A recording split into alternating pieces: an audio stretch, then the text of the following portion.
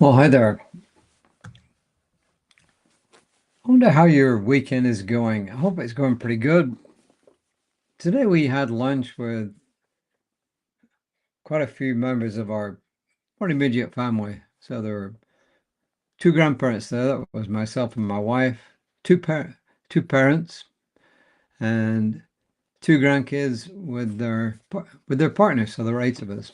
So we had some really good Indian food, which is kind of cool. And because there was a lot of it, we brought some home, which is also kind of good. So we'll enjoy eating leftovers. Probably on Monday, I'm guessing, with that.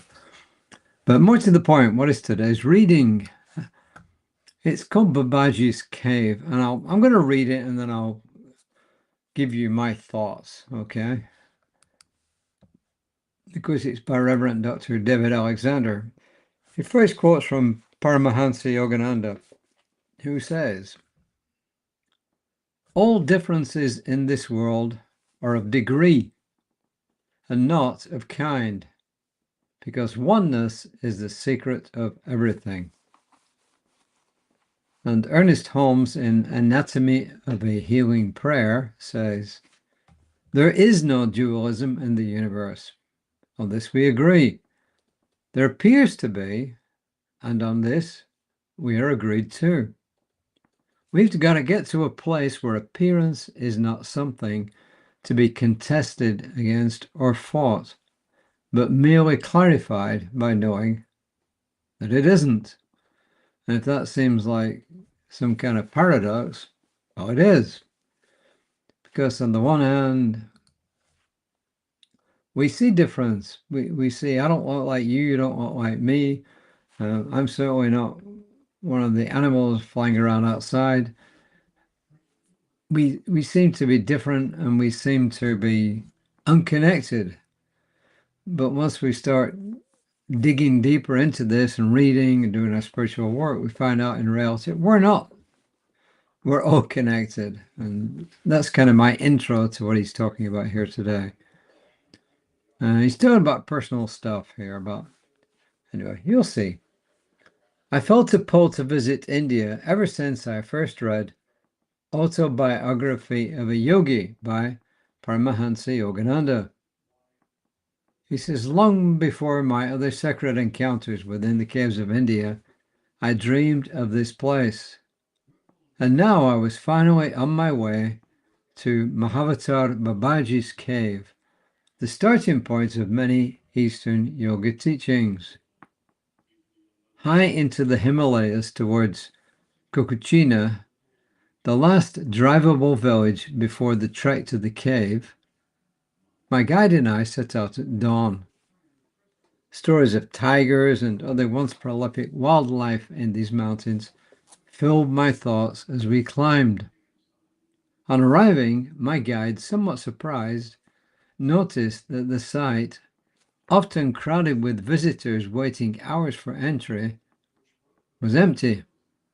I would have my cave time alone. Both elated and weary from the climb, I touched the ancient stone walls and then sat in silence, open to whatever grace might come. A piercing message soon arose. You already know what to do. Why are you withholding love from those in power? He says, after coming all this way, admittedly craving something otherworldly, I met instead a truth that felt commanding in nature, intense and humbling. Despite my public devotion to non-duality, I still justified exceptions, stubbornly withholding compassion, harboring judgments, even holding contempt in my heart for government leaders.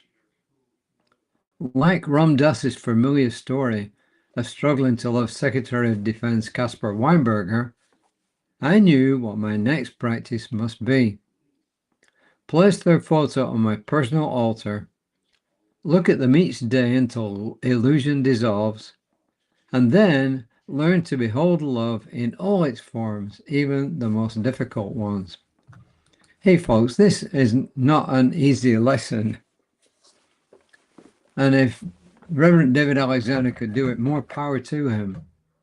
I don't think I'm at that point yet where I can put photographs of people who I don't trust,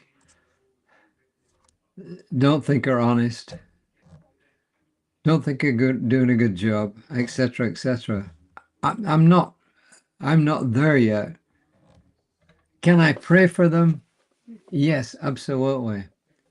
Can I intellectually accept the fact that we're all connected? Absolutely.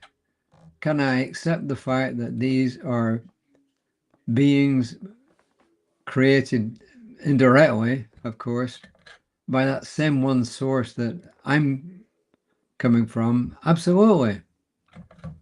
But can I put their picture on my altar? Not yet. Mentally, I can pray for them. Mentally, I can accept the fact that they have their differences with me. But put their picture on my altar? Not yet. So obviously, I've got a long way to go. But the truth of the matter is this. The most important thing to me is to know that you're on the journey. You're on the journey. You're on a spiritual journey. And we're all at different points on that journey. And that's okay.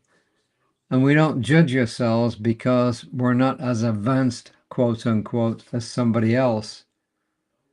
But if you think about it, it's not like right across the board with everything which is us. You know, in some areas, we may be a lot more advanced than other people. And in other areas, like this one, apparently, with David Alexender, at least for me, I am not there yet. I am behind him on the journey there. But who knows, in other areas, I might be alongside or ahead of him. I don't know. But the point is, I do know this. I'm on the journey. And I recognize the fact that everything is one. There is oneness. And I also recognize the fact that I have got to accept people who I don't like and don't trust. I accept the fact that they're human beings just like I am, and that they're worthy of my prayers. So that's where I am on this journey right now. Will I pray for them? Yes. Do I accept the fact that we're all human beings on a journey? Absolutely. Can I put their picture on my nightstand or my altar? Not yet. But who knows? I may actually be able to get to that point. But then again, I don't consider myself to be enlightened. Am I on the road to being enlightened? Yes. Is it going to happen in this lifetime or another one? I don't know. But I'm on the journey, just like every single one of you is on your journey. So my prayer today is that each and every one of us knows and recognizes that we're on an individual journey, and that once we're honest and we're open to the fact that we are on this journey and that we have a ways to go on the journey, that all is good, all is well with each of us. And I claim this as truth and release my word into a divine law. There's no choice but to say yes, and so it is. Okay, so tomorrow, Creative Life Spiritual Center's 11 o'clock service, 11 Central Time. It will be recorded. You can see it on Facebook and YouTube later if you missed the actual live performance. And Reverend Lisa, my colleague, will be on at 9:15 Central Time tomorrow morning on Creative Life Spiritual Center's Facebook page. I'll be back tomorrow evening on whatever social medium you see me this on. And there's a bunch of them. You can see me on my Facebook page, Prosperity Limit's Facebook page, Creative Life Spiritual Center's Facebook page, Instagram, LinkedIn, Tumblr, Threads, Blue Sky, and Mastodon, amongst others. So, on YouTube. So, there you are. So, until next time, namaste.